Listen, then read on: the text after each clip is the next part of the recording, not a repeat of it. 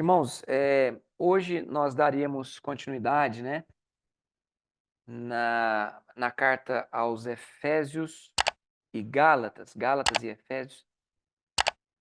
Eu não vou falar sobre Gálatas e Efésios hoje. Eu queria dar uma palavra, né, uma palavra para vocês sobre discipulado mesmo e sobre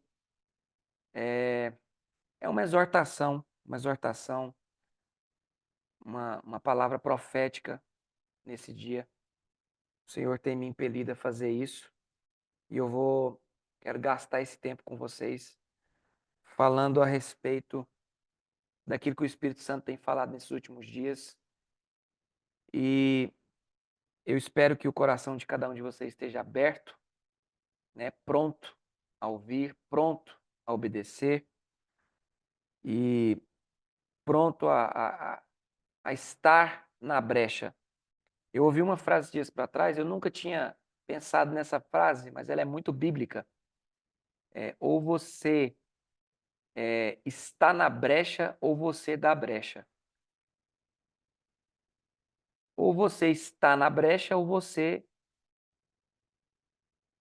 está dando brecha, está deixando a brecha aberta, né? Por quê? Quando Moisés foi pedir para ver Deus, Deus ele mandou Moisés se colocar na brecha, né? A brecha é uma fenda, né? Fenda, alguma tradução tá fenda, a fenda da rocha. E ou Moisés, para Moisés ver aquilo que ele tinha que ver, olha só essa palavra, irmãos, presta muita atenção. Para Moisés ter a visão, a clareza do que Deus queria que ele visse, é uma visão. Deus ele fez com que as costas dele passassem diante de Moisés. Moisés teve uma visão celestial, teve uma visão do alto. Só que para isso acontecesse, Moisés teve que ficar exatamente no lugar aonde Deus tinha falado para ele. Uma palavra muito forte, muito profética, isso fala muito comigo. Eu nem ia falar isso agora, mas eu lembrei de cada brecha. Mas tem tudo a ver com o que nós estamos falando. Para Moisés ouvir e ver e presenciar, vivenciar aquilo que Deus queria que Moisés visse, ele falou assim, ó, então fique na fenda da rocha, se coloque na fenda da rocha. Irmãos, para me ver, me visualizar aquilo que Deus tem para minha vida, pelo profético, eu tenho que estar posicionado exatamente onde Deus quer que eu esteja. Eu quero que você abra comigo em a primeira carta aos Coríntios, capítulo 14. Capítulo 14, o verso 13.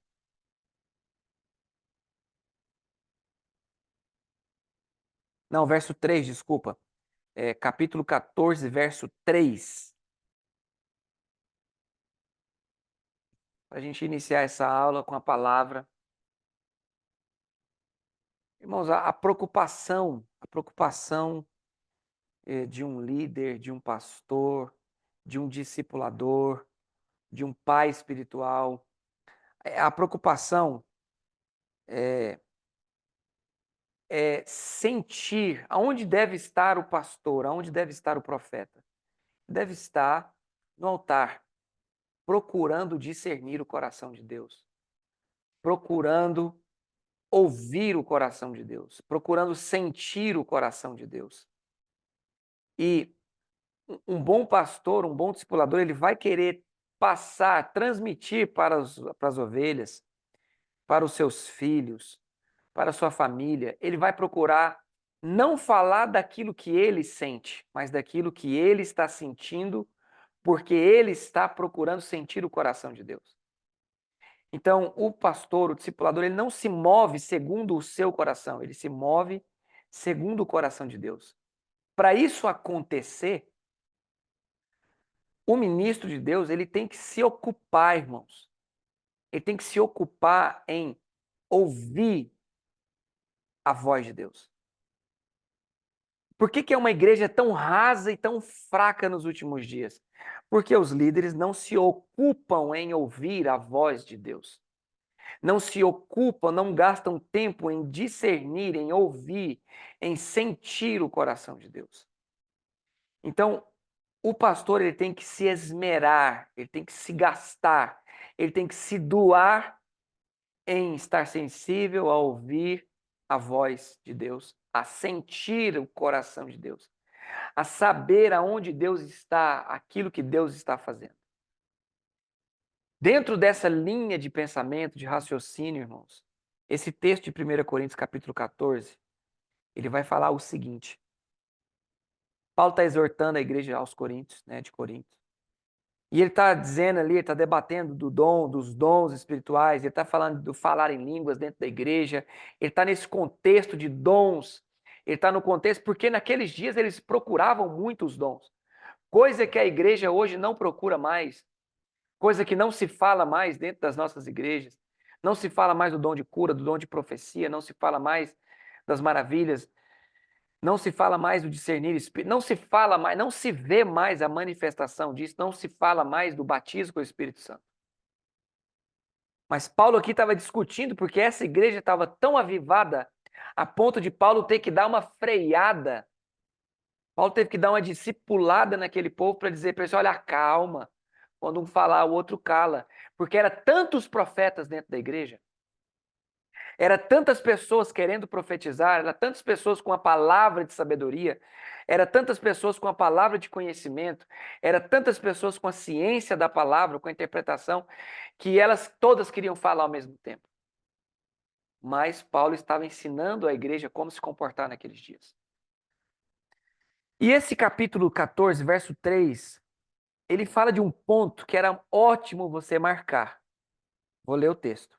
Mas o que profetiza, né? Paulo está dizendo que o dom a ser procurado era o de profetizar. Ele está dizendo, mas o que profetiza fala aos homens. E aqui é o cerne daquilo que nós vamos falar hoje. O que esses profetas falam? Eles falam para edificação, exortação e consolação. Se eu fosse você, eu marcava esses 3 pontos: edificar, exortar e consolar. Todo profeta caminha e deve caminhar em cima desses 3 pilares. Se você quiser anotar, anote assim: os 3 pilares onde um profeta deve se firmar. Anote isso. Por que o pastor Walter fala tanto de profecia? Não é o pastor Walter que fala de profecia, é a Bíblia que fala. Porque o último ministério a ser exercido, executado, operado, manifestado na igreja é o dom de profecia. Eu não consigo falar de outro assunto até isso ficar bem claro. Teve uma mensagem que eu ministrei numa igreja, o Gabriel que está aqui no grupo, o Samuel também ouviu essa mensagem. Claro que não deu para falar muito, mas o que o profeta Joel profetizou foi isso.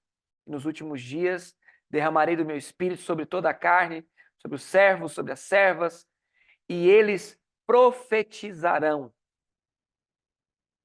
Um profeta fala de quê? Fala das grandezas de Deus. Está escrito lá em Atos, capítulo 2. Grandezas de Deus é o que sai da boca de um profeta dos últimos dias. Ele não vai falar do CPF, ele não vai falar do carro, ele não vai falar da casa, ele não vai falar de nada disso. Aquelas pessoas que foram batizadas com o Espírito Santo em Atos 2, eles tiveram um assunto central: grandezas de Deus.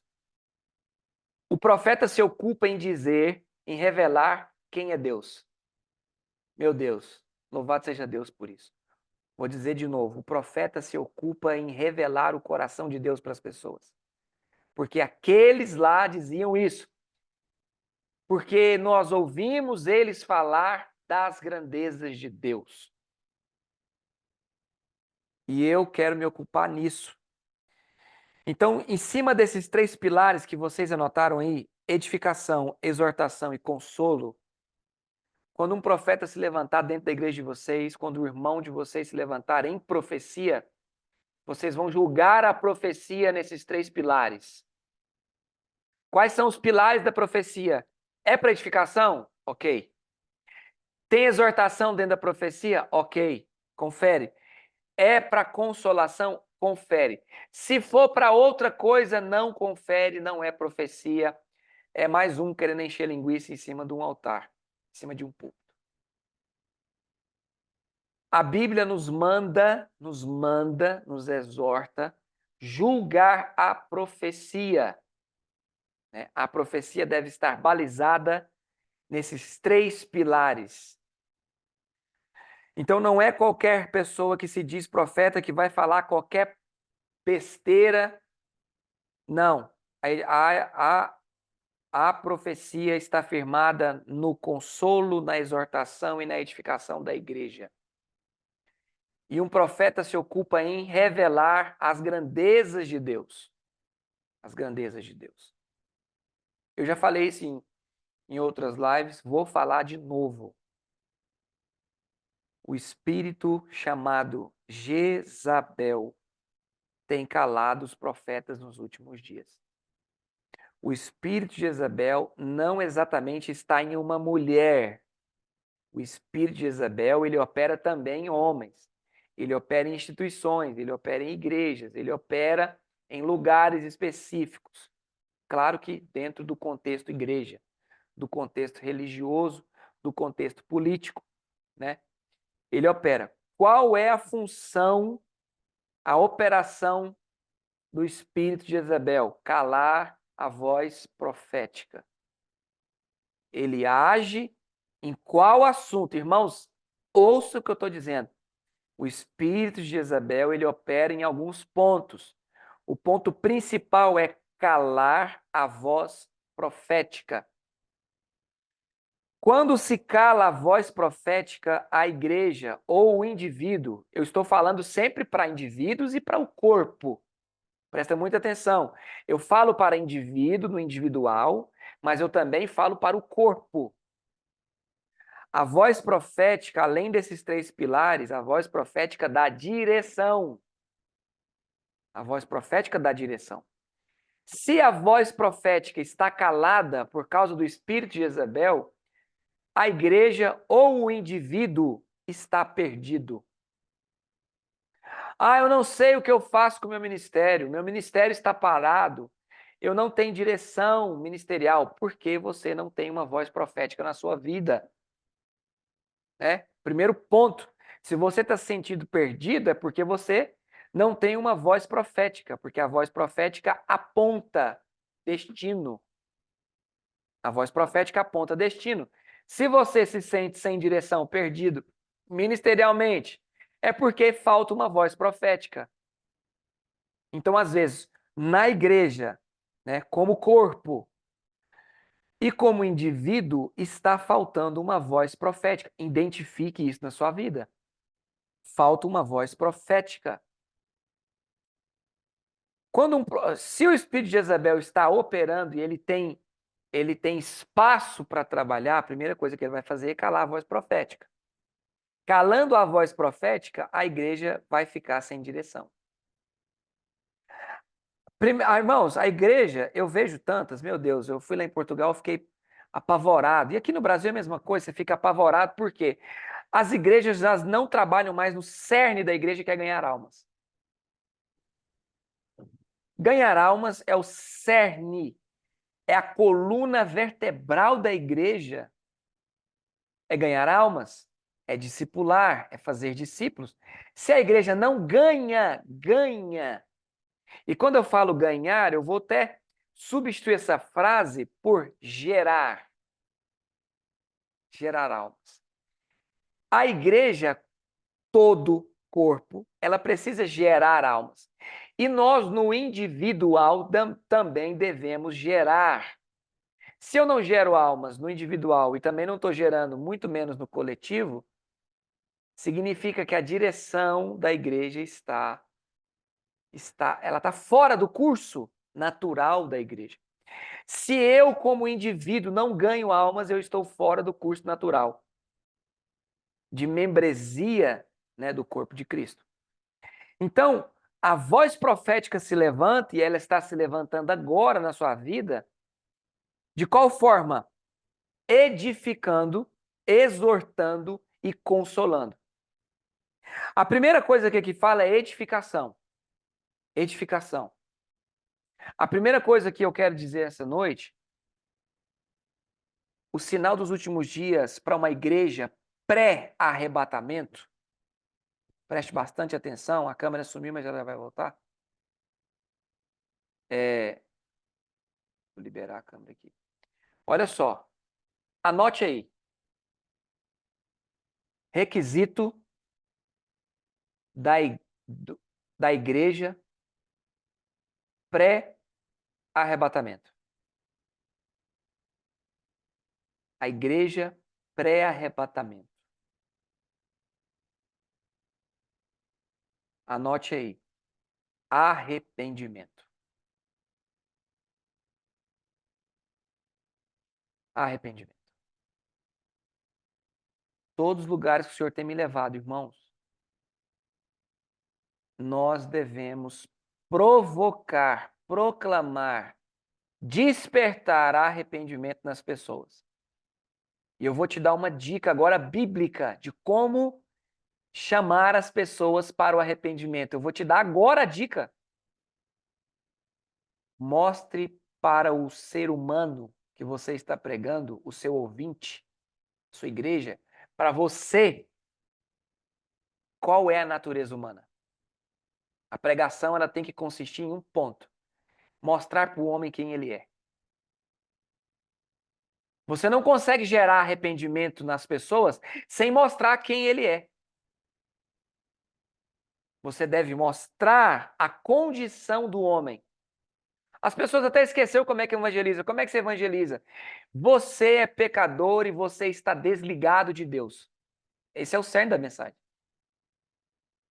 O seu pecado, a podridão do pecado que habita em você ou em mim, nos afasta de Deus, nos distancia, nos desliga de Deus, e para que isso seja restabelecido, nós devemos nos arrepender. Como igreja, nós devemos nos arrepender porque nós afastamos do Evangelho. A igreja está se divorciando do Evangelho. As igrejas não leem, os crentes não leem mais Bíblia. Existe um divórcio entre o cristão e a Bíblia. E isso é necessário que nós, como igreja, eu estou dizendo como igreja, porque aqui não tem ninguém que não é cristão, como igreja venhamos nos arrepender. Arrepender de quê, pastor? Se eu sou crente, arrependa porque você não consegue tirar tempo de qualidade com a palavra. Se arrependa porque você não consegue tirar tempo de qualidade em oração. Se arrependa porque você não prega mais o evangelho, o seu coração não queima mais em ganhar almas, o seu coração não ama mais aquilo que Deus ama.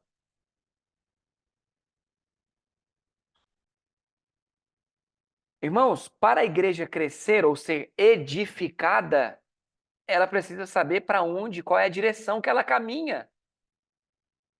A igreja não caminha para frente, a igreja não caminha para o lado, a igreja não caminha para trás, a igreja caminha para o alto. Por isso que é edificação. Você não constrói para o lado, você constrói para cima.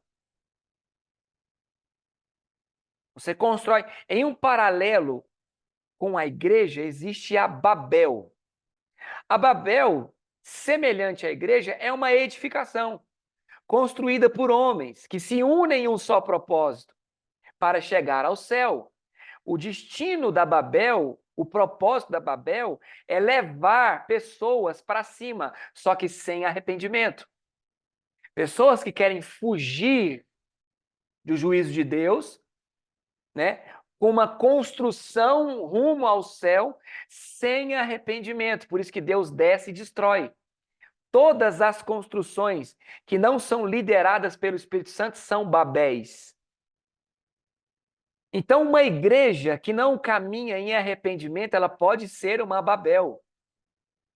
Meu Deus do céu. Eu queria que você Pelo menos desse uma misericórdia. Tá gravando. Então, olha só, irmãos. Como? Misericórdia. Que bom, irmão. Pela uma misericórdia aqui. Então, qualquer denominação, qualquer instituição que está caminhando para uma edificação, que está construindo alguma coisa sem arrependimento, isso não é igreja, isso é Babel. E sem uma voz profética para apontar esse ponto de arrependimento, a igreja vai continuar caminhando como se fosse igreja, mas não é igreja, é uma Babel. Sabe o que que Davi fez para levar a Arca da Aliança depois que Uzá morreu? Ele dava um passo e sacrificava. Ele dava um passo e se arrependia. Ele dava um passo, irmãos, ele dava passos e se arrependia. Ele dava passos e sacrificava a Deus com temor do juízo de Deus. A igreja às vezes caminha meses, anos e não provoca arrependimento dos crentes. Meu Deus do céu, irmãos. Meu Deus do céu. Pastor Walter, Sim. as coisas Oi, cortou aqui, Michele. Não tô que te em ouvindo. uma igreja nos Estados Unidos, eles pregando que uma igreja lá nos Estados Unidos, eles estavam Hum, pregando que Deus adora a nós, Deus adora o homem. meu Deus. Deus é, fica feliz porque o homem está caminhando para ser um pequeno Deus. Eu fiquei horrorizada do que eu ouvi, É para ir porque aonde as eles igrejas estão caminhando, sim. distorceram a palavra de uma tal forma, eles distorceram a palavra de uma tal forma que é como se o céu inteiro está adorando a criatura e não a Sim, criatura, o Criador. os valores estão invertidos, sim. Pois Isso. falta voz profética para trazer. O que que o profeta fazia, irmãos? Nínive estava condenada. Nínive estava condenada. Jonas foi levantado por Deus, né, para proclamar arrependimento. Jonas sabia tão bem que se ele proclamasse arrependimento e as pessoas daquela cidade se arrependessem, Jonas sabia tanto disso que se ele proclamasse o arrependimento e se eles se arrependessem, Deus mudaria o juízo daquela cidade e converteria a maldição em bênção naquele lugar. Tanto que Jonas sabia que Jonas não quis pregar lá, por quê? Porque Jonas queria que a cidade fosse destruída. E quando Jonas, todo mundo sabe a história, mas Jonas foi lá, pregou o arrependimento. Irmão, Jonas pregou uma vez. Porque ele tinha vontade que aquela cidade que destruiu os pais dele fosse destruída. Porém, em uma pregação, toda Nínive se arrependeu e Deus mudou a situação da nação inteira, mas por causa do arrependimento que trouxe, que foi entregue através da voz profética. Eu não sei se você está entendendo que Deus está querendo que você se levante como profeta nesses dias. Eu não sei se você está entendendo o que eu estou querendo dizer. Eu não sei se você está entendendo a necessidade da voz profética nesses dias. Eu não sei se você está entendendo. As igrejas caminham para o abismo. As igrejas caminham para o abismo. E falta a voz profética. Misericórdia. Então, olha só. A primeira coisa que eu disse para vocês anotar aí é o arrependimento, não é? Que marca um tempo da igreja pré-arrebatamento. Joel capítulo 2 fala disso. O segundo passo, o segundo ponto, anote aí, o segundo ponto é unidade. E aqui eu quero dar uma misericórdia bem grande. Eu não sei se você está vendo que eu estou caminhando em cima da edificação, da exortação e do consolo. No fim, o consolo está em último lugar. Então, no fim, a gente vai tentar assoprar. No fim, só no fim. Pastor, Oi, Michele. Tá cortando, não ouvi. eu não ouvi, é comunidade ou cortou? Unidade, unidade, unidade. Segundo ponto aí de uma que marca uma igreja pré-arrebatamento, né? Primeiro ponto, né? O primeiro ponto é arrependimento, segundo ponto, unidade. Unidade. Se vocês não conseguirem ouvir, irmão, vocês me avisam aqui para mim repetir. Então, olha só.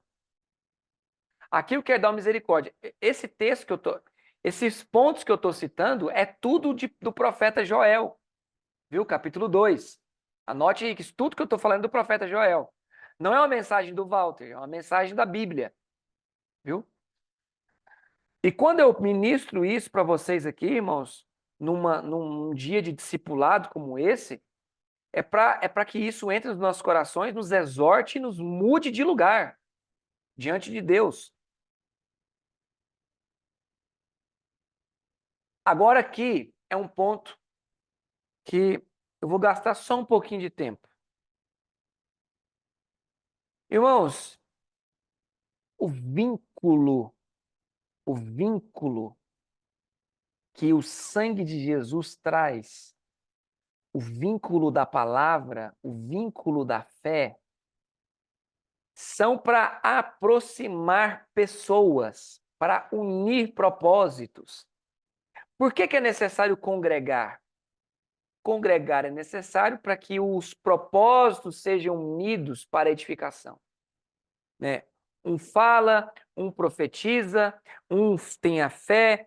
Aqui, ó, verso 4. O que fala em outra língua a si mesmo edifica, mas o que profetiza edifica a igreja.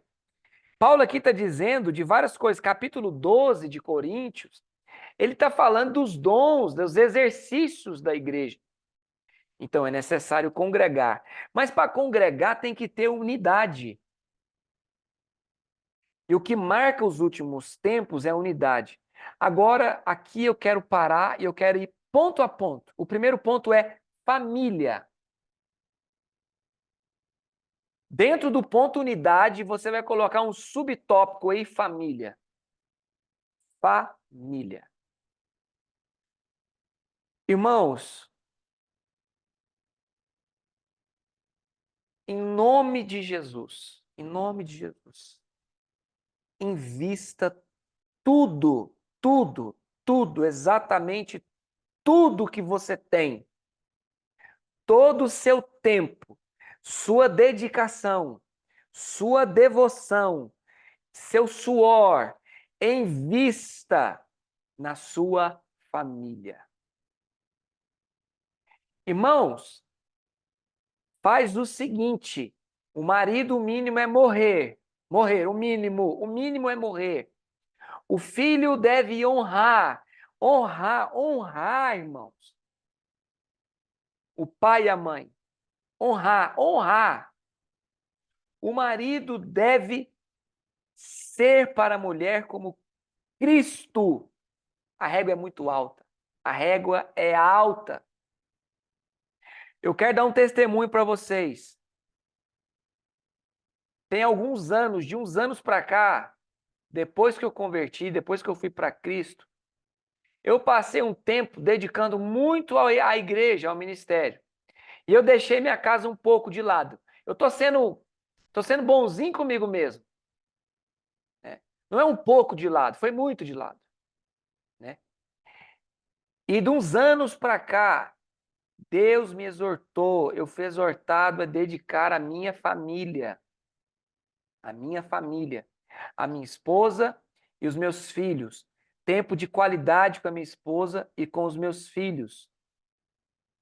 Esses dias para trás eu sentei aqui com o Walter Filho, com o Emanuel, com a Maria Vitória, eu disse para eles, meus filhos, vocês devem tratar a mãe de vocês com muita honra. Vocês devem cuidar dela com muita honra, ensinando para eles. Cuidar, amar ela, servir ela, ensinando os meus filhos a fazer isso. ensinando eles. E aí eles ficam vendo eu tratar a mãe deles, né? A minha esposa. Eu querendo servir a minha esposa, agradar a minha esposa. Quando eu comecei a servir a minha casa acima das coisas, porque Deus está acima de tudo. Deus é em primeiro lugar, mas abaixo de Deus está a minha família. E Deus diz que aos casados, ele diz que a gente deveria se dedicar à família. E o seio familiar é marido, mulher e filhos. Ah, se todos os pais de família fizessem isso, o mundo seria outro. Então não tem como eu pregar sobre unidade, falar sobre a unidade da igreja, sem antes falar da unidade da família. Uma casa unida e bem estruturada vai levar estabilidade para a congregação. A congregação precisa ver uma família pastoral fortalecida. A instrução de Paulo a Timóteo não foi assim, ó, Timóteo, você é uma pessoa muito boa com os dons. Você é bom para curar. Você é bom demais, Timóteo, para pregar a palavra. Timóteo, como você tem uma palavra revelada? Não, não, não. A palavra de Paulo a Timóteo foi essa: que aqueles que aspiram o episcopado, aqueles que são trabalhadores da obra de Deus, devem ser homens irrepreensíveis, maridos irrepreensíveis, não imaturos, que a família tenha um bom testemunho. Esses dias para trás, eu não sei onde eu estava, não lembro onde eu estava, mas eu disse bem assim, vou lembrar, mas eu não lembro ainda onde eu estava. Ah, eu estava lá em Portugal. E eu falei assim, ó, você quer saber se o pastor é bom? Pergunta para a esposa dele. Pergunta para a esposa dele. A esposa, ela vai revelar quem é o marido e só ela pode falar. É aquela coisa, qual a nota que a sua esposa te dá diante da sociedade, diante da igreja? Irmãos, eu tenho que falar isso aqui para vocês com temor. A minha esposa está aqui do meu lado.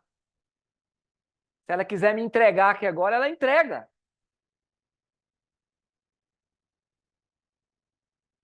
Quando eu parei e fui dedicar à minha família, eu vi as coisas do reino de Deus mudando. Quando eu comecei a seguir o princípio da unidade dentro da minha casa, porque, irmãos, eu tive que me arrepender de como eu estava comportando com a minha família. Os meus filhos, eu não tinha tempo para os meus filhos. E quando tinha, eu não dava uma atenção para eles. Agora eu quero gastar tempo com os meus filhos. Na mesa, eu quero ouvir eles. Eu estou gastando tempo com os meus filhos. Agora eu quero sentar na mesa com eles e ouvir eles. Agora eu compartilho com os meus filhos coisas do dia a dia. Pergunto para eles, meus filhos, como é que foi? Como é que tá? Antes eu só brigava. Só brigava. Não falava. Agora eu ouço eles. Então, busque ouvir os seus filhos. Busque unir o seio da sua casa. Busque unir o seio da sua casa. Gaste tempo. Diácono Clenildo, você tem filho? Senta com seus filhos em casa e fala da Bíblia para eles. Senta com eles e fala da Bíblia. Ora junto com eles. Põe seus filhos para orar quando vocês sentarem à mesa. Olha, escuta o que eu vou dizer em nome de Jesus. Em nome de Jesus, tenha pelo menos uma refeição com seus filhos à mesa. Pelo menos uma! Eu não sei como é que é seu trabalho, mas tenha uma, se possível, no mínimo uma refeição com seus filhos à mesa. Para quê? Porque na mesa se revela quem Jesus é. Na mesa se revela a paternidade. Na mesa se revela a unidade. Na mesa se revela a comunhão. Na mesa, no partir do pão, é que se manifesta. Olha só. Presta atenção nisso. Todos aqui são cristãos. Todos aqui. Agora, olha só o que eu vou dizer. No caminho de Emaús, Wagner, irmã Márcia, Michele, Oscar, Valéria, Gabriel, Samuel, eu acho que vocês já ouviram falar sobre isso. No caminho de Emaús, 2 discípulos acompanharam Jesus, sem saber que ele era Jesus. Tem alguém ouvindo? A Bíblia chama eles de discípulos. Eles não identificaram quem era Jesus. Só que aí, eles foram para uma casa e eles assentaram numa mesa onde Jesus estava lá.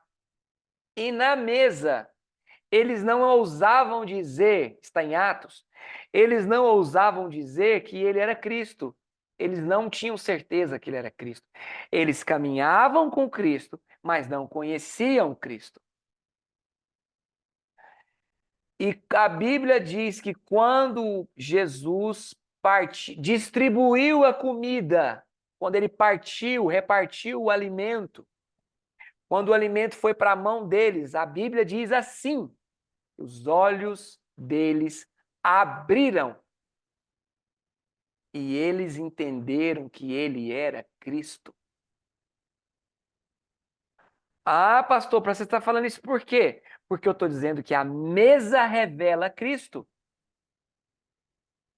Então, a unidade dentro da sua casa, ela vai ser consolidada à mesa. A unidade vai ser consolidada na mesa. Eu fiz uma mesa de pau, foi eu que fiz a minha mesa. Essa mesa que eu tô aqui, foi eu que fiz ela, com pallet. A minha mesa é de pallet, uma mesona grande de pallet, cabe... Minha esposa fala que cabe quase uns 15, mas eu acho que só cabe 12. Não, 10. Minha esposa é mais generosa que eu. Eu que fiz ela, uma mesa grande, para sentar e para a gente falar e partir o pão. E aqui é edificado, aqui é exortado e aqui gera unidade. Cristo é manifestado na minha casa aqui na mesa. Eu estou com vocês aqui agora na minha mesa. Jesus, ele falava com os discípulos à mesa. A ceia, a Páscoa, foi de uma mesa. A revelação de Jesus àqueles discípulos foi em uma mesa. A unidade em um lar, em uma família é feita na mesa. Ah, pastor, então e na igreja? Aonde é feita a unidade? Ah, irmão, você vai mudar o móvel agora? O móvel sempre foi mesa, vai continuar sendo mesa. Não é outro lugar. Jesus não estabeleceu um púlpito para a unidade. Jesus estabeleceu uma mesa para a unidade. Tem alguém ouvindo isso aqui, irmão? Essa palavra de exortação nessa noite? Amém. Muito forte, pastor. O lugar onde Jesus estabeleceu para a unidade, para a edificação do corpo, é a mesa. Gaste tempo na mesa. Agora, partindo para o próximo ponto, né? O primeiro ponto, a família dentro da unidade. O segundo ponto é a congregação. É a igreja que você congrega. É a igreja que você congrega. Aqui, eu também tenho que gastar um pouco de tempo. Ô, irmãos, eu queria servir para a vida de vocês pelo menos para uma coisa.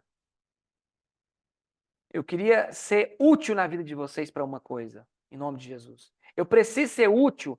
Jesus, irmão, o próprio Cristo, ele falou para mim.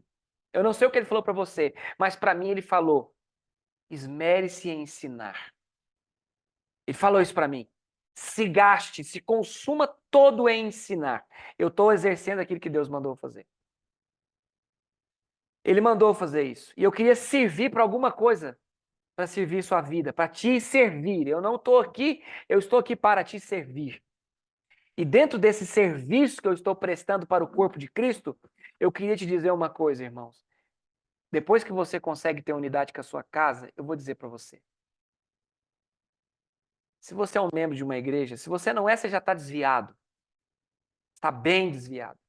Mas se você faz parte de uma igreja, de um corpo, de um ministério, ô irmãos, honre seu pastor. Honre seu pastor. Honre seu pastor.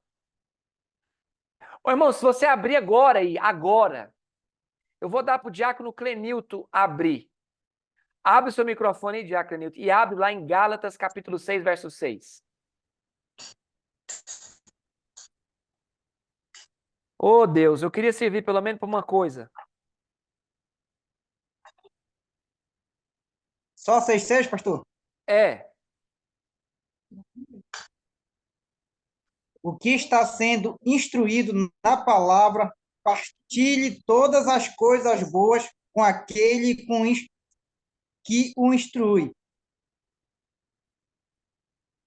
olha para isso, irmão. Olha para isso. Explica esse texto aí para mim em poucas palavras, diácono Clenilton. Vê se. O que você entende desse texto aí? É o que está sendo instruído, né, pastor? O que está sendo instruído na palavra, partilhe todas as coisas boas com aquele que o instruiu. Para Partilhe todas as partilhar. coisas. Exatamente, partilhe todas as coisas boas. Esse texto não fala só de dinheiro.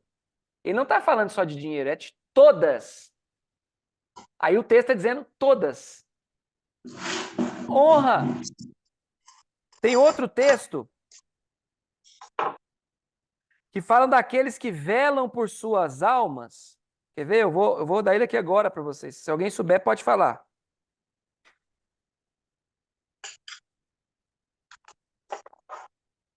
Espera aí que eu já vou dar.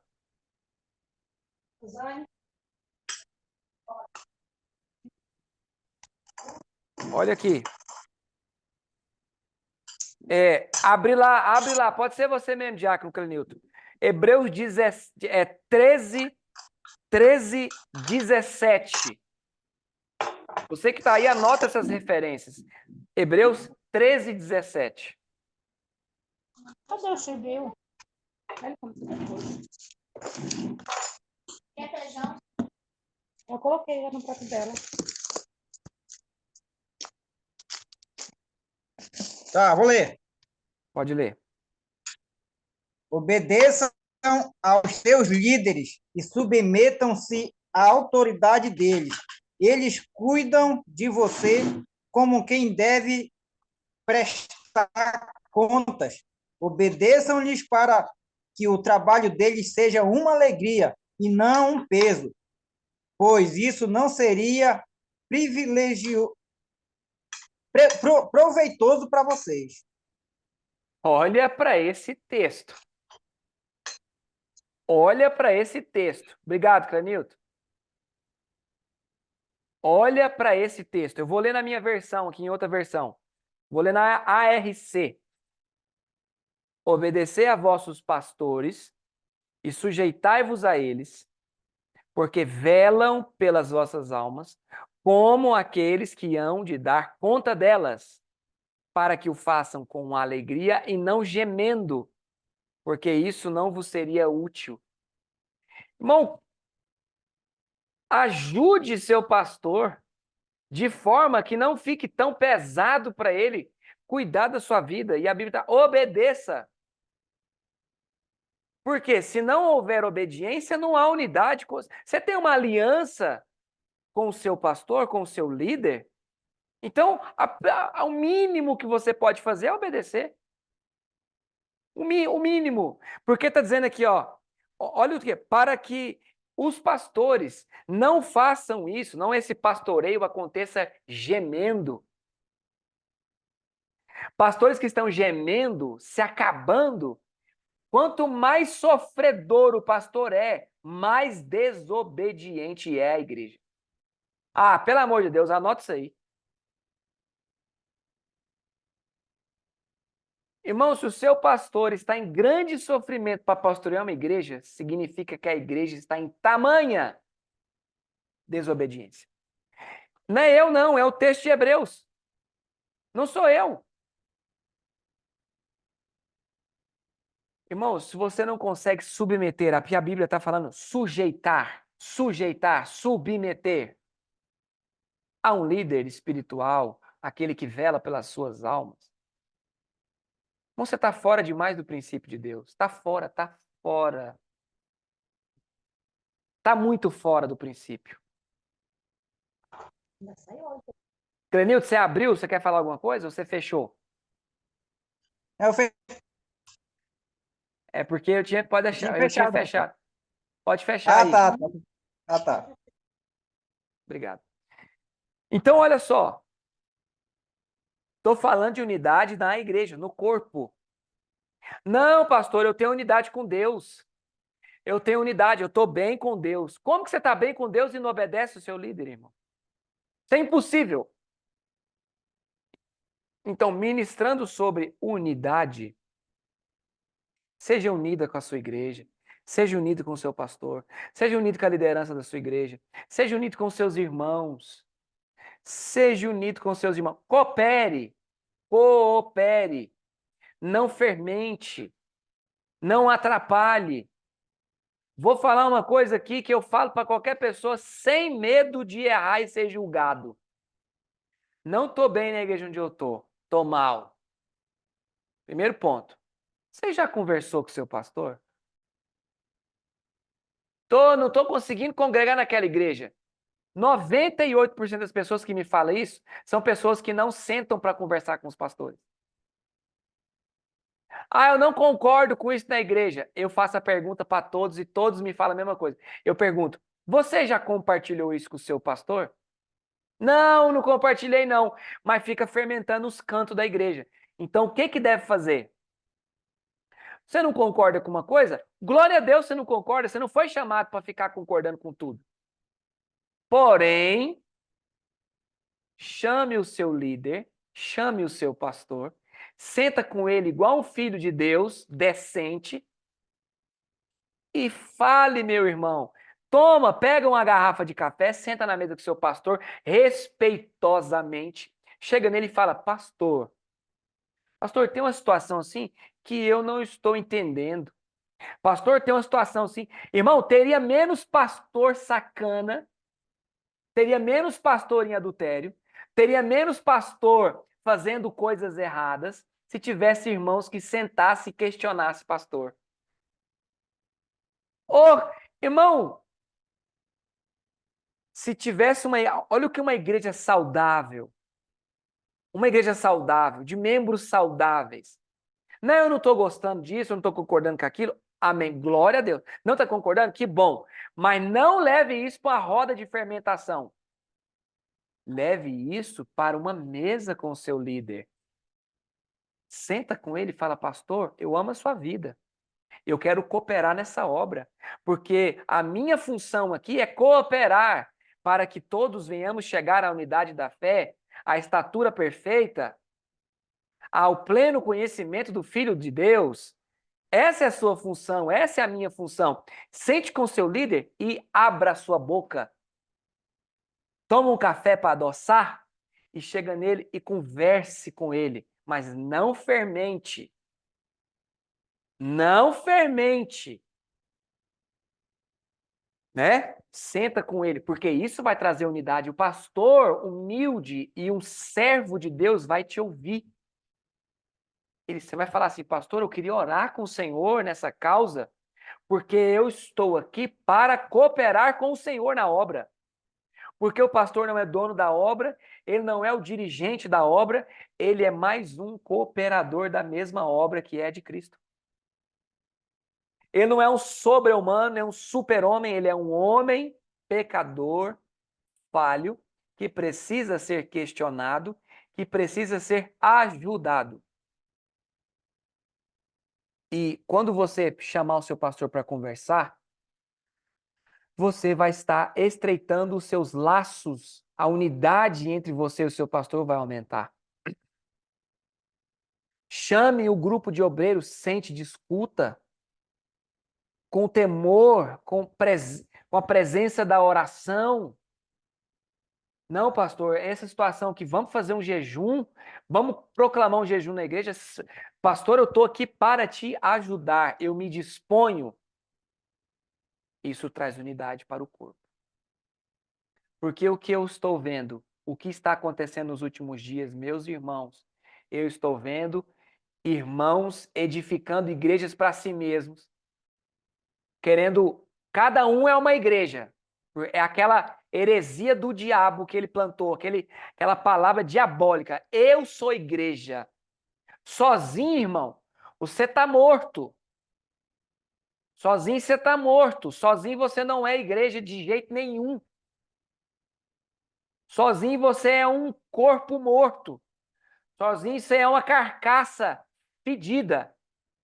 Agora, em comunhão com o corpo de Cristo, suportando uns aos outros, exortando uns aos outros, edificando uns aos outros, nós somos igreja. Aí sim, igreja. Igreja com diferenças. Anote uma frase aí.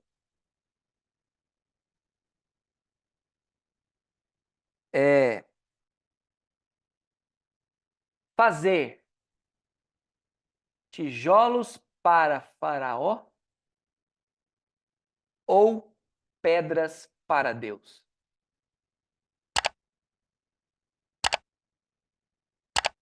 Anote essa frase.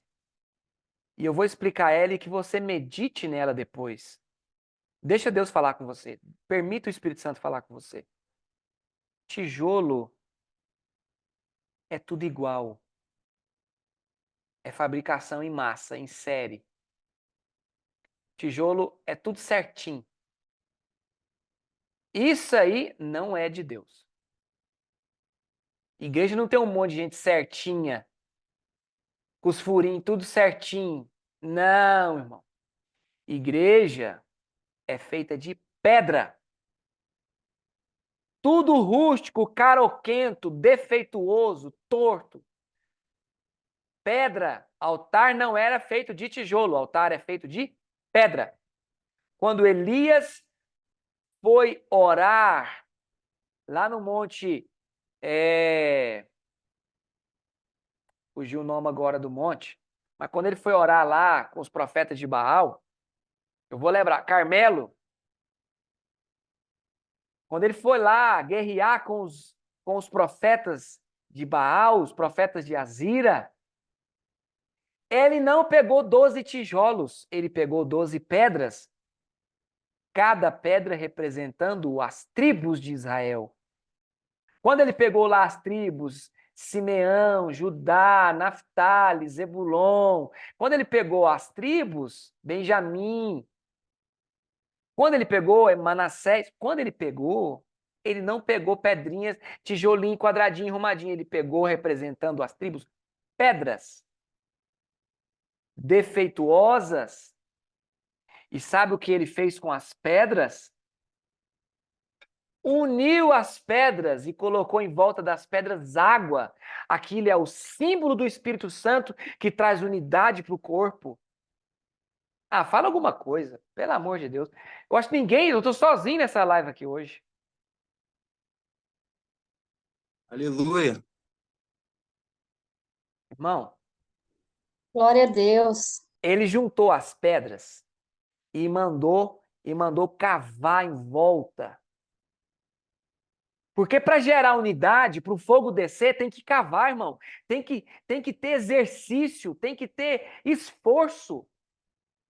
Não foi só juntar as pedras, ele cavou.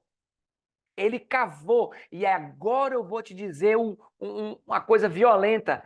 Naqueles dias estava 3 anos sem chover. E ele pede, sabe o quê? Água. Eu estou querendo Glória a dizer, Deus. ele pediu a coisa que não tinha. Ele pediu a coisa escassa. Ele pediu o que ninguém tinha naqueles dias. Deus sempre vai pedir aquilo que você tá pouquinho na sua vida. Ele tá querendo aquele pouquinho. Ele tá querendo aquela coisa assim, assim, mas isso eu não tenho. Pois é isso que eu quero. Porque depois que as pedras já juntaram, eles tiveram que se esforçar. Eles cavaram algo em volta. esse trabalho para gerar unidade, gera trabalho, gera esforço. Eles foi lá e pediu a água representa o Espírito Santo, a água representa a palavra. A palavra de Deus, ela traz o fogo de Deus. A palavra, as pessoas, a unidade no meio da palavra traz o fogo do Espírito Santo. Ah, irmão, pelo amor de Deus, Israel estava totalmente perdida na idolatria. As tribos estavam todas separadas, cada um por si. Elias faz um ato profético violento. Eu estou dando uma palavra de Deus para vocês. Aquele povo se encontrava desunido, idólatra, precisava de haver arrependimento. Elias pega as pedras, cava em volta das pedras e chama por água. 3 anos sem palavra. 3 anos sem água, 3 anos sem a presença do Espírito Santo, e para o Espírito Santo voltar para o seio da igreja, e para o Espírito Santo voltar para a sua casa, para o Espírito Santo voltar, para a palavra voltar para a tua mesa, tem que haver um esforço, você vai ter que cavar. Você vai ter que ter um esforço seu de carregar essas pedras. Ele não pediu ajuda para carregar as pedras. Cabe a você fazer isso. Eu não teve que vir outra pessoa aqui em casa. Não, eu vou ter que fazer, eu vou ter que juntar essas pedras e eu vou ter que cavar isso, eu vou ter que cavar isso. Agora, sabe o que foi engraçado? É que ele pediu outras pessoas para trazer água. Às vezes, outras pessoas vão levar a palavra para você que você está precisando. Meu Deus, irmão, eu não sei o que está acontecendo. A palavra que você precisa para esse altar ser consolidado, ou ela chegou agora ou ela está chegando. Meu Deus do céu, eu vou até anotar, isso está dando uma mensagem, pastor Gamaliel. Não estava no esboço, meu Deus. Nem esboço aqui, não tem nada, irmão.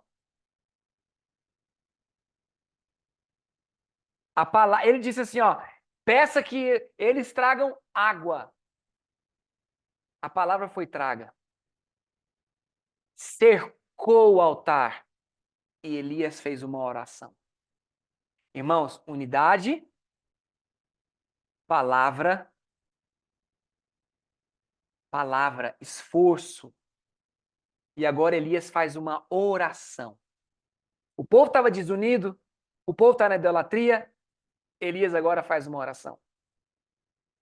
Senhor Deus de Abraão, de Isaque e de Israel. Essa oração ele fala Abraão, Isaque e Israel. Você pode ler lá, tá? Em 1 Reis capítulo 18, se não me engano. Deus de Abraão, de Isaque e de Israel. Ele começa a orar. Manifesta-se hoje que tu és Deus em Israel e que eu sou teu servo. E que conforme a tua palavra eu fiz todas estas coisas. Responde-me, Senhor, responde-me, para que esse povo conheça que tu, Senhor, és Deus e que tu fizestes voltar o seu coração para trás. Então caiu fogo do céu e consumiu o holocausto, o que vendo todo o povo, caíram sobre os seus rostos e disseram: só o Senhor é Deus. Ele orou. Aleluia. Ele orou. Irmãos, se o Senhor quiser, Ele vai me levar em várias igrejas, em casas. Se eu sentar numa casa, eu vou falar sobre isso. Se eu for numa igreja, eu vou falar sobre isso. Se eu for visitar uma pessoa na casa dela, eu vou falar sobre isso. Estabeleça de novo o altar de unidade na sua casa. Se eu for numa igreja, eu vou falar de novo. Vamos trazer a unidade, porque aquilo que precede o arrebatamento é arrependimento e unidade. E eu te dou uma tarefa para casa. Leia Joel. Leia Joel 1, 2, 10, 50 vezes. Leia Joel. Leia o profeta Joel. É pequeno. Leia 10 vezes. Mas não leia, não. Coma. o Joel. Coma o livro de Joel. Procure discernir o livro de Joel, porque o livro de Joel fala dos últimos dias e fala da igreja pré-arrebatamento. Se você não se dispor a se unir com os seus líderes, se você não dispor a se obedecer, se você não trazer unidade na sua casa, se você não gerar unidade na sua igreja, leia lá, 1 Reis capítulo 18, veja a situação de Israel, como Israel estava, como as tribos estavam, como a idolatria estava. E entenda que ele pegou pedras. Pessoas diferentes, de tamanhos diferentes, de jeitos diferentes. É um sanguíneo com um colérico, misturado com um melancólico, misturado com um fleumático. Ah, o pastor é fleumático e os irmãos é sanguíneo. Vira aquele rolo. É, porque todo mundo é diferente. Todo mundo é diferente. Agora você procura suportar. Suporte. Porque, irmão, deixa eu te falar uma coisa. Se você não estiver edificando uma igreja para Jesus, você está edificando uma Babel. E Babel vai ser destruída. Babel vai ser destruída. Não sei nem que hora é mais. Acabou, né? É até 9? É até 9, né? Irmão, eu nem quero falar mais nada. Por último, como eu citei exortação e edificação, eu acho que só falta consolação, né? Aqui de 1 Coríntios capítulo 14, verso 3, a última é consolo. Então, eu quero terminar essa live de hoje, consolando os irmãos. Dentro dessa mensagem teve edificação e exortação, agora por último, eu vou tratar de consolação. Irmãos, a nossa leve e momentânea tribulação. Eu tenho acompanhado vários pastores, várias pessoas passando por várias dificuldades diferentes. Cada um está com a sua luta. Cada um tem uma batalha. E o que eu quero dizer para você nessa noite é que essa luta não é nada comparado com a glória que há de se manifestar. Ela é exatamente nada com a glória que há de se revelar nos últimos dias. Irmãos, se o arrebatamento for agora, se a trombeta for agora, o que é a sua luta diante do arrebatamento? Nada. Vai acabar tudo. Por isso, irmãos, não é que eu estou falando para você deixar de lado a sua luta. Não é isso. Você vai vencer sua luta em nome de Jesus. Mas o que eu quero dizer é sua luta não é maior do que o rapto da igreja. Sua luta não é maior do que o amor de Jesus. A sua luta não é maior do que a promessa que Jesus tem para as nossas vidas. Não coloque a sua dificuldade como algo maior que a mão de Deus. Em nome de Jesus.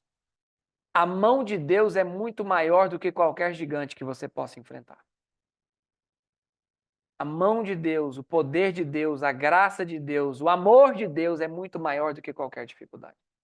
Eu quero te dar uma palavra de ânimo nessa noite para encerrar esse discipulado.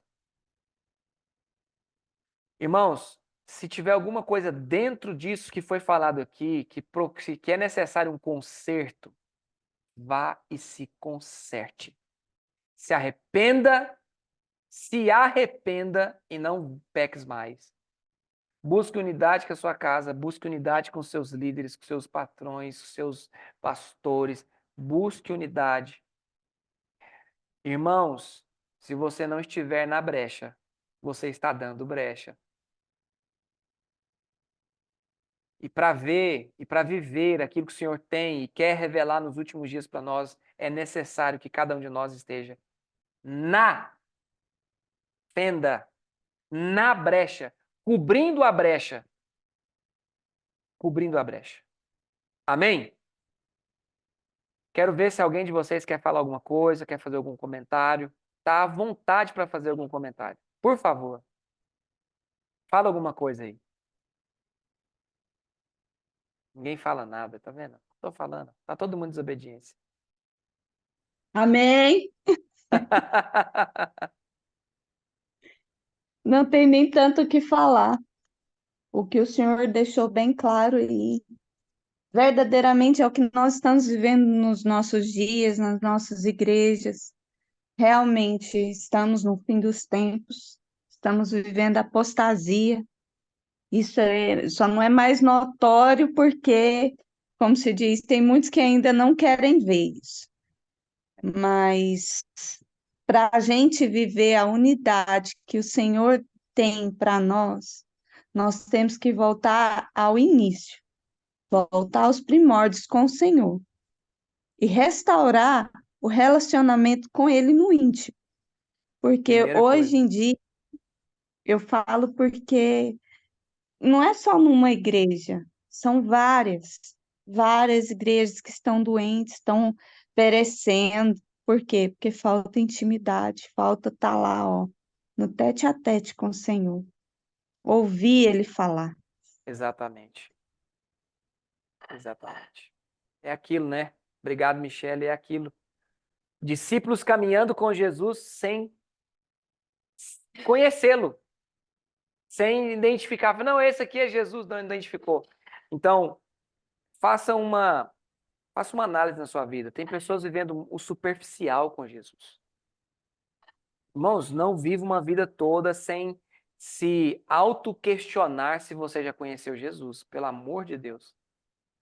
Aqueles discípulos E isso, não pastor, reconheceram Jesus. Sim, pastor, sim, Michele. mostrando para elas. Como? Cortou, eu não te Mas ouvi.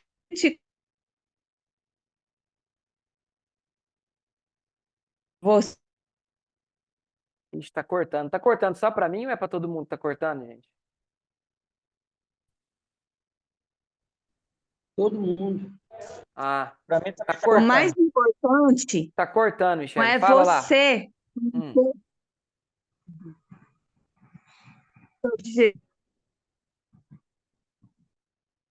Ixi, não deu não, Michele. Ela caiu. Ela foi abaixo. Irmãos, mais alguém quer falar alguma coisa? Quer dar uma palavra? Nós temos ainda alguns minutinhos. Michele, você desapareceu e voltou. É porque ficou, saiu a Caiu aí, né? reunião. Isso. Pois é, a O gente não mais te ouviu. importante, Ah, pode o falar. mais importante não é você conhecer Jesus, mas ele te conhecer. Porque quando ele te conhece, você tem um relacionamento com ele. Eu tento fazer com que as minhas crianças entendam isso, que o Uhum, mais importante é ele te conhecer, ele saber uhum, quem você é. sim. É em primeiro lugar, né, que ele nos conheça. A questão é que ele já nos conhece, né? E ele fala que ele nos conheceu antes que nós fôssemos concebidos no ventre das nossas mães. Ele nos conhece. Glória a Deus por isso. Glória a Deus por isso. De Alguém mais? relacionamento. Sim, relacionamento. Alguém mais, irmãos? Alguém mais? Quer falar alguma coisa? Quero fazer uma pergunta, Fala, Thaís. porque eu não anotei só como que é a principal atuação do espírito de Jezabel. Primeira atuação é calar a voz profética. E não é só na igreja, mas eu digo isso vale para calar a voz profética dentro da política, dentro de um lar, dentro de uma instituição, dentro de uma igreja. Então, o primeiro ponto, o primeiro aspecto da voz de Jezabel, do espírito de Jezabel, desculpa, é calar a voz profética. Calar a voz profética. Segundo ponto que ela faz é trazer uma doutrina, eu acho que eu não falei isso, é trazer um ensino enganoso. Um ensino que vai mudar a rota da igreja, ou da instituição, ou da casa. Então, a função desse espírito é calar a voz que dá direção para o corpo, que dá direção para o marido, que dá direção para o chefe, que dá direção, né, para o pastor. É a principal função do espírito de Jezabel, que não necessariamente, exclusivamente opera em uma mulher. As pessoas às vezes atribuem que o espírito de Jezabel atua em mulheres. Não tem nada a ver. É uma ação espiritual, né? Um demônio, é um demônio que opera nesse sentido. Jesus, ele fala desse espírito nas cartas em Apocalipse. Amém, obrigada. Nada. Posso fazer só uma ressalva? Faz. Quando eu vou conversar com algum amigo ou amiga cristã, que eles vão me falar, vão me perguntar acerca de profecia, se é de Deus, se não é de Deus, eu sempre aconselho eles a verem se a profecia tem relação íntima com a palavra, porque se for uma profecia fora da palavra, eu não acredito que ela seja verdadeira. Com certeza. Por exemplo, um casal, né? Um casal que está tendo problemas, que está tendo brigas, e aí chega um falso profeta e fala que para largar, porque está tendo abuso, algum tipo de coisa assim. Eu sempre aconselho no sentido da palavra. A palavra diz que Deus Aí tem que abomina o provar. divórcio. Tem que provar, É, aí tem que, como é que fala? Provar a profecia, né? Julgar a profecia, como a Bíblia manda, julgar a profecia. E o juiz da profecia é a palavra, vamos dizer assim, né? O juiz amém. quem julga a profecia é pela palavra. Aí você constata na hora que é uma falsa profecia. Glória a Deus. Alguém mais, irmãos? Quer falar alguma coisa? Quer pontuar alguma coisa, irmãos? Participe, participe. Não sei se vai ser dessa vez, mas em outra vez. Participe mais, vamos. É um momento de comunhão, tem um momento da aula, né? Que nós compartilhamos da aula, ensinamos, ministramos, mas tem um momento de você participar mesmo, falar alguma coisa, dar a sua opinião, fazer o seu comentário em cima daquilo que foi dito. Isso faz parte da aula, né? Quando cabe o horário, igual 10 minutos a gente deixa para isso, para fazer esse comentário, para fazer essa participação, tá bom? Se prepare da outra vez. Alguém mais? Para a gente encerrar? Não? Irmãos, eu quero agradecer vocês, né, por fazer parte disso. Vou estar colocando essa aula lá no YouTube, para as outras pessoas que não conseguiram estar lá. Quando eu coloco as aulas lá, as aulas estão dando 70, 40, até 90 visualizações. Não sei se é somente das pessoas que faz parte do grupo, porque no grupo acho que tem 40 e tais pessoas, nem sei se tem mais isso, mas não são muitas as pessoas assíduas. 41 pessoas no grupo.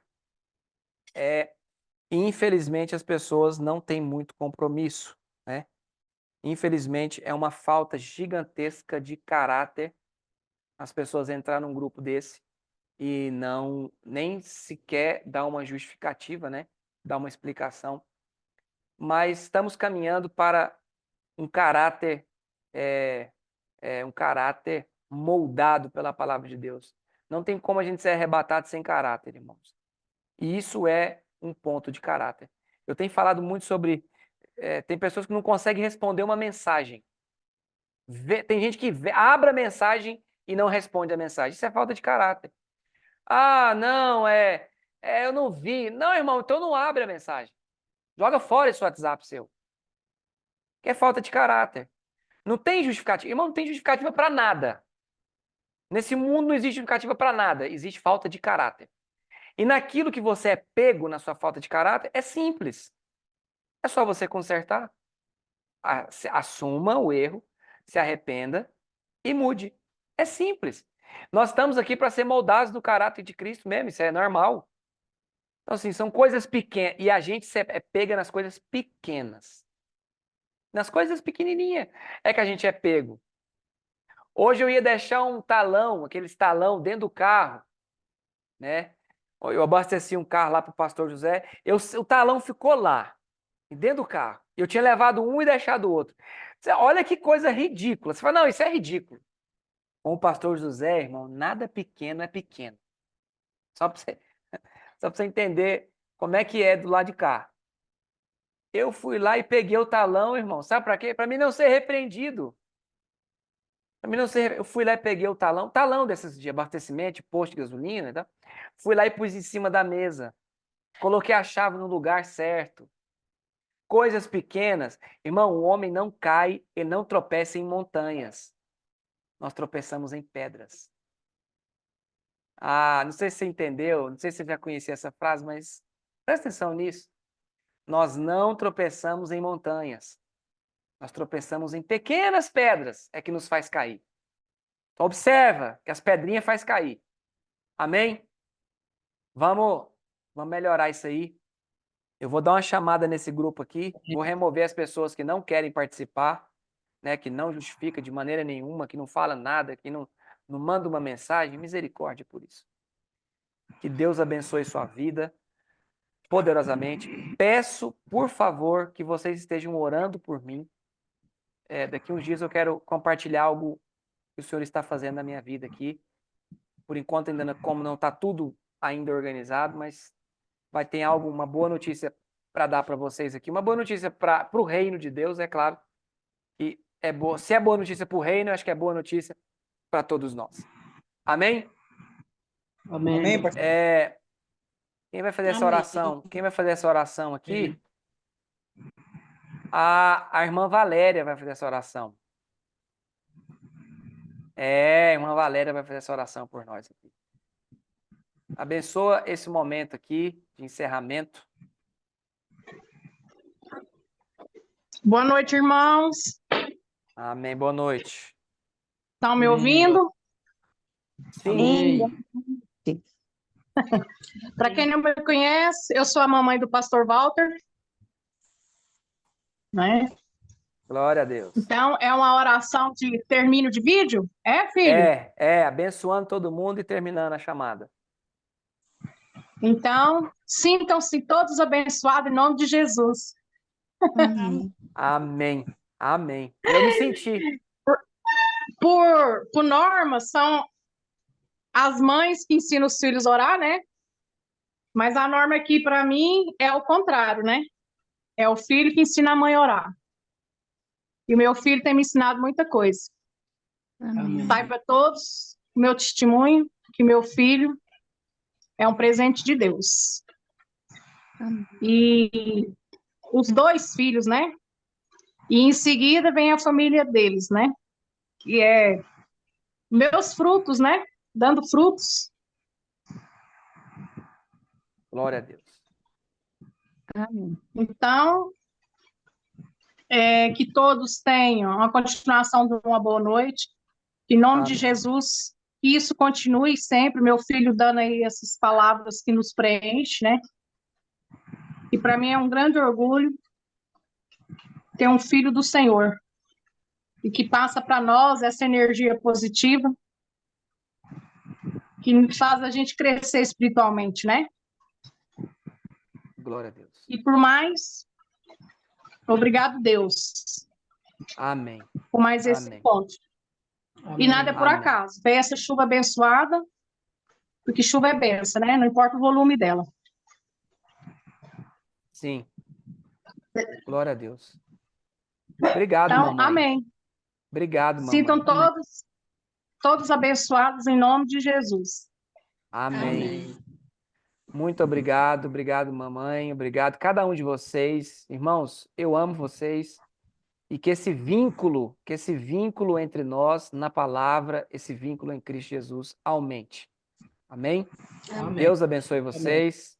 Está encerrada a nossa live. Que o Senhor te abençoe e tenha um resto de uma boa semana. Em nome de Jesus. Amém. Amém. Tchau, tchau.